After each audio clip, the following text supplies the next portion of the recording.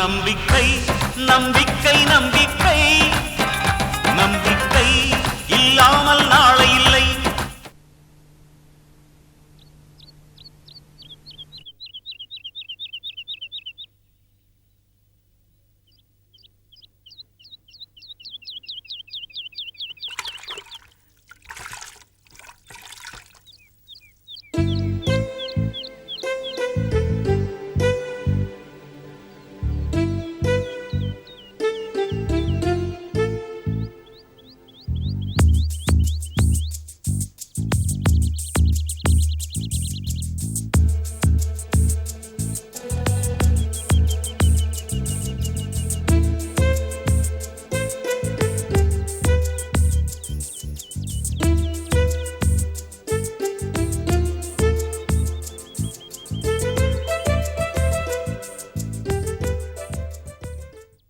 Good morning sir.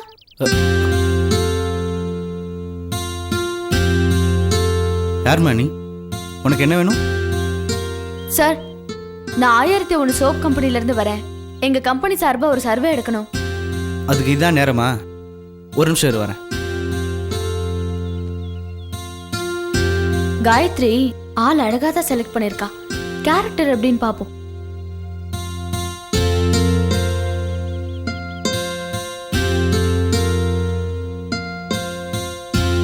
வீடு சின்னதா இருந்தாலும் சுத்தமா தான் வச்சிருக்காரு. மனசு எப்படி இருக்குன்னு பாப்போம்.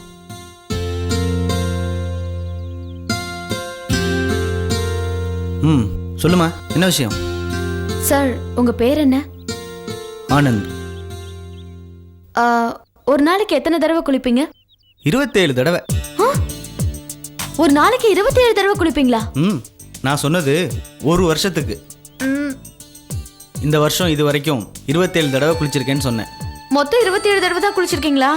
ஆமா, ஏற்கனவே நம்ம தண்ணிக்கு தாளம் போடுறோம். தண்ணி வேணும்னா பக்கத்துல இருக்க ஒவ்வொரு ஸ்டேட்லயும் கெஞ்ச வேண்டியது இருக்கு.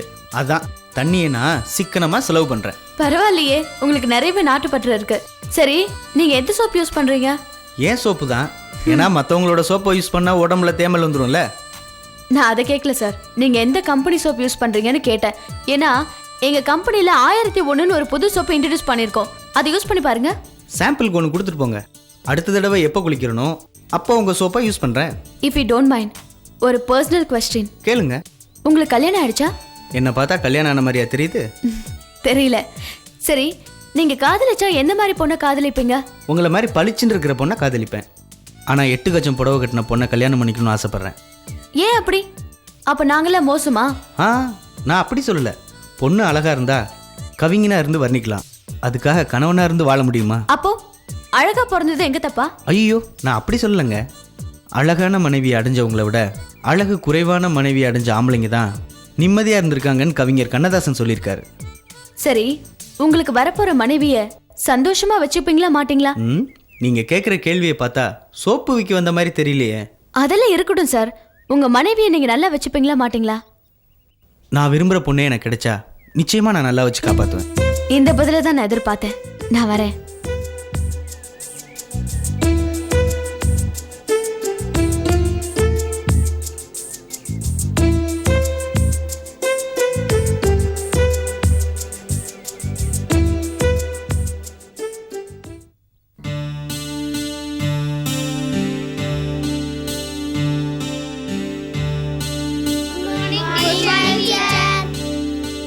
Good morning. Sit down. சரி, எல்லாரையும் மேக்ஸ் ஹோம்வொர்க் பண்ண சொன்னேன், பண்ணீங்களா? யார் யார் ஹோம்வொர்க் பண்ணீங்க? கை தூக்குங்க. Very good. Okay, put your hands down.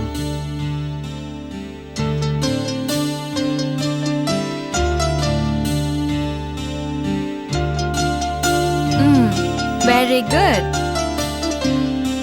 நீ கூட எல்லா சமம் முடிச்சிட்டல? சரி, இந்தா.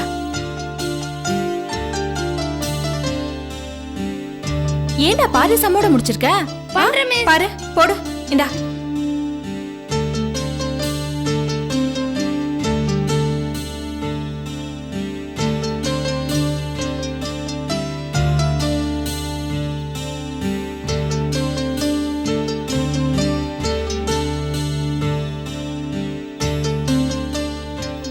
இருங்க ஒரு நிமிஷம் உட்காருங்க.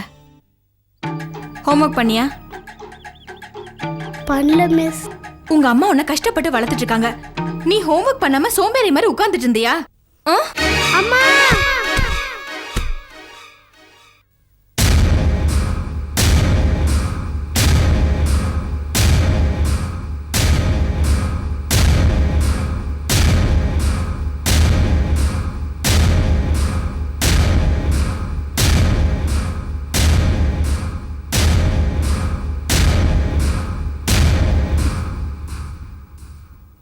மீனாட்சி, மீனாட்சி, மீனாட்சி.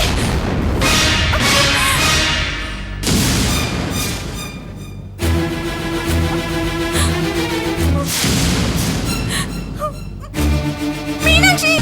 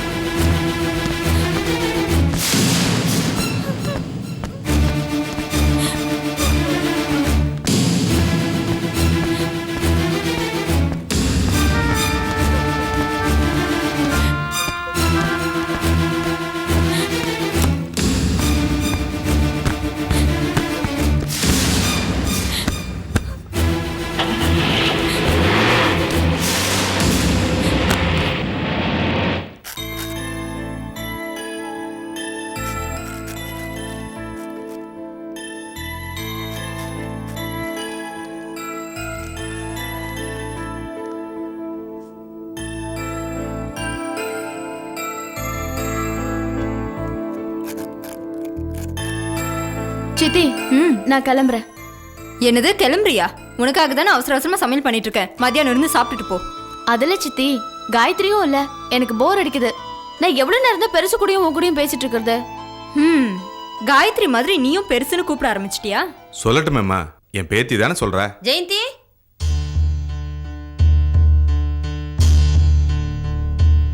ஜெயந்தி, ஸ்கூல்ல ஏதோ பிரச்சனையா? காயத்ரி போலீஸ் புடிச்சிட்டு போயிட்டாங்க. என்னமா சொல்றீங்க? காயத்ரியை போலீஸ் புடிச்சிட்டு போயிட்டாங்களா? எதுக்கு தெரியல ஜெயந்தி, சீக்கிரமா நீங்க போய் என்னன்னு பாருங்க.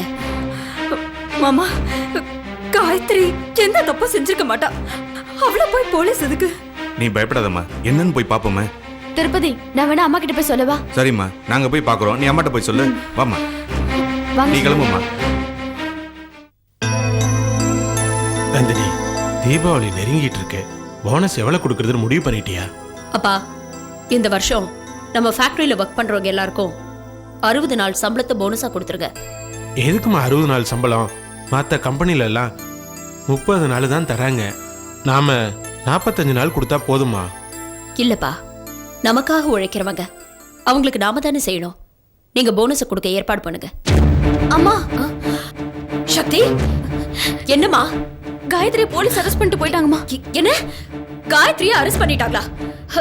என்னம்மா சொல்ற? அரெஸ்ட் பண்ற அளவுக்கு அவ என்ன பண்ணா? ஆமாம்மா, அவ ஸ்கூல்ல ஏதோ ஒரு பொண்ணு அடிச்சிட்டாளா? அந்த பொண்ணு கீழே விழுந்து வாங்கிட்டாலாமா? என்னம்மா சொல்ற சக்தி? அப்பா, பேசிட்டு இருக்க இப்ப நேரம் இல்ல. வாங்க என்னன்னு போய் பாப்போம். வாமா.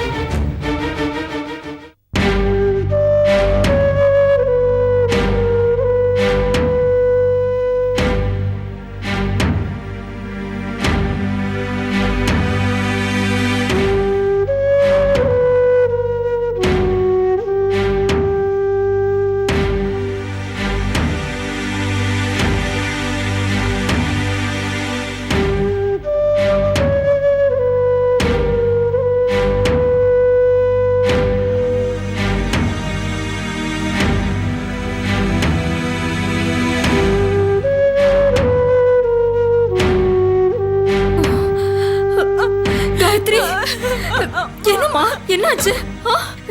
என்னம்மா? எனக்கு என்ன ஆச்சுன்னு தெரியலம்மா. அந்த குழந்தை நான் அடிச்சதால தான் மயக்கம் போட்டு விழுந்துடுச்சுன்னு சொல்றாங்க.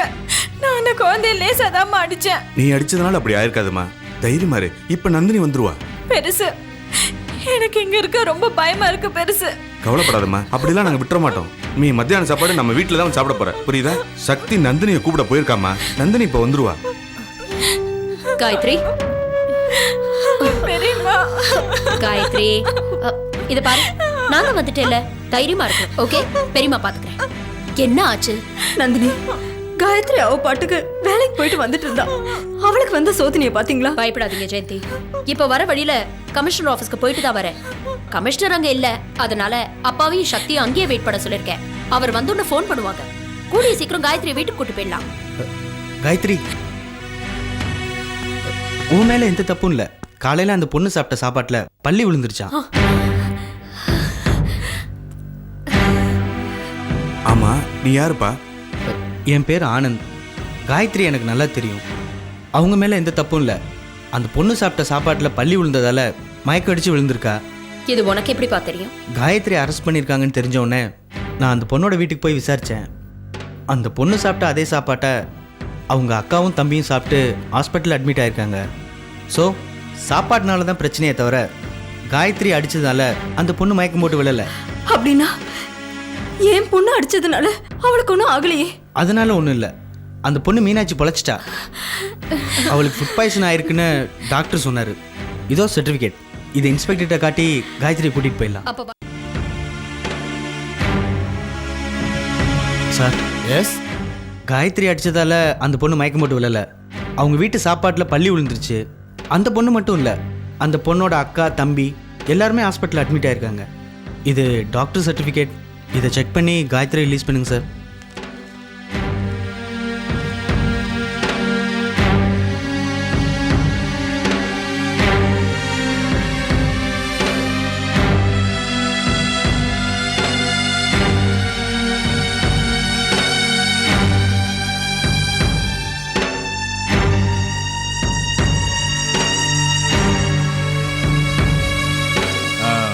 காயத்ரி மலை இன்னும் எஃப்ஐஆர் ஃபைல் பண்ணல.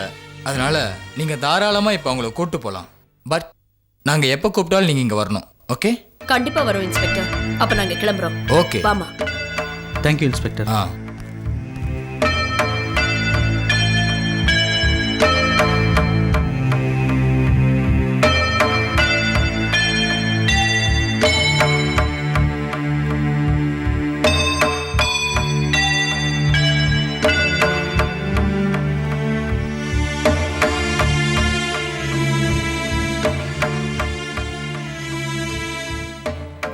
என்னம்மா டைம் ஆச்சு, இன்னும் ஸ்கூலுக்கு கிளம்பலையா? என்னடா? இன்னைக்கு கொஞ்சம் லேட்டா போறேம்மா. ஏன், ஏதாவது பெர்மிஷன் போட்டிருக்கியா? நீ தானே முதல் ஆளா போய் ஸ்கூல்ல நிப்ப. வேலைக்கு போறதா இருந்தா சீக்கிரமா கிளம்பி போலாமா? நான் போய் ரெசிக்னேஷன் லெட்டர் தானே கொடுக்க போறேன்.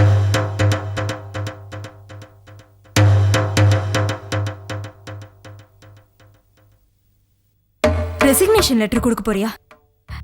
நாங்களே இப்ப வேலைக்கு போக வேணாம்னு சொன்ன போது நீ தானம்மா போயே தீருவேன் அடம் பிடிச்சு போன. இப்ப என்னாச்சு உனக்கு? என்ன அவமானப்படுத்தின இடத்துக்கு நான் திரும்பவும் போக மாட்டேம்மா.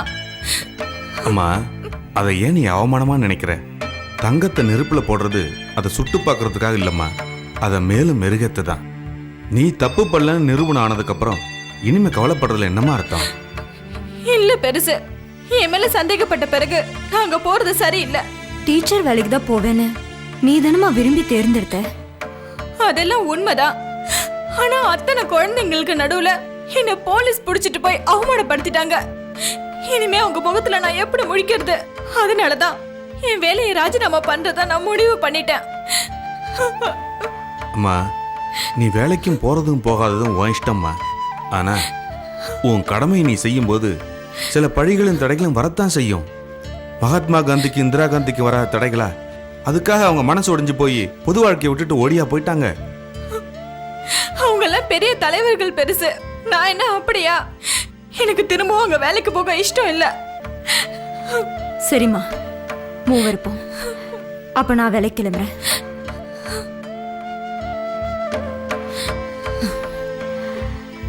நான் வரேன் மாமா.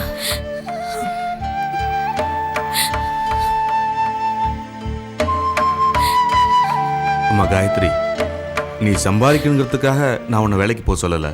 ஏன்னா உன் சம்பாத்தியத்தில் உங்கள் அம்மா 5 பைசா கூட எடுக்கிறது இல்லை. எல்லாத்தையும் உன் பேரில் தாம்மா பேங்க்ல போட்டு வச்சிருக்கா. முதல்ல நீ வேலைக்கு போனப்போ உனக்கு நல்ல பேர் கிடைச்சது.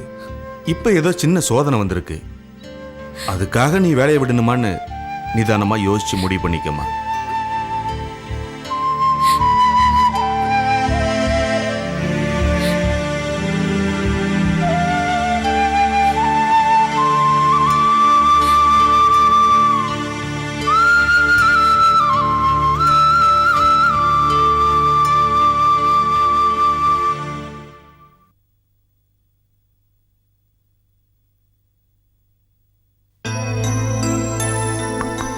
மே கமின் மேடம். கமின். வாமா காயத்ரி, உட்கார். பரவாயில்ல மேடம். இருக்கட்டுமா, உட்காரு. உடம்பு எதுவும் சரியில்லையா? கிளாஸுக்கு போகலையாமா?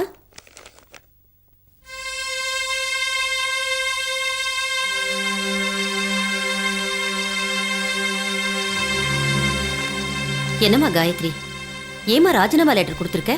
எதுக்குமா? காரணம் உங்களுக்கே தெரியும் மேடம். செய்யாத குற்றத்துக்காக என் மேல பழி சுமத்துனாங்க. என்ன லாக்அப்ல கொண்டு போய் வச்சாங்க. இதை விட அவமானம் எனக்கு வேற என்ன இருக்கு மேடம்? இந்த சின்ன வயசுலயே நல்லா படிச்சு வேலைக்கு வந்திருக்க. டீச்சர் தொழில் புனிதமானது. இந்த பள்ளிக்கூடத்துக்கு நீ கிடைச்சது பெரிய கிஃப்ட் மாதிரிமா. அப்படி இருக்க நீ ஏமா ராஜினாமா பண்ணணும்? மேடம், உங்களுக்கு எல்லாம் தெரியும். ஒரு குற்றமும் செய்யாத என்ன எல்லாரும் பழி சுமத்தினப்போ யாருமே எனக்கு சப்போர்ட்டுக்கு வரல. அந்த குழந்தை நான் அடிச்சதுனால மயங்கி விழலன்னு நான் எவ்வளவு சொல்லியும் யாருமே கேட்காம என்ன போலீஸ்ல ஒப்படைச்சிட்டீங்க. அதை விட அவமானம் வேற என்ன இருக்கு மேடம்?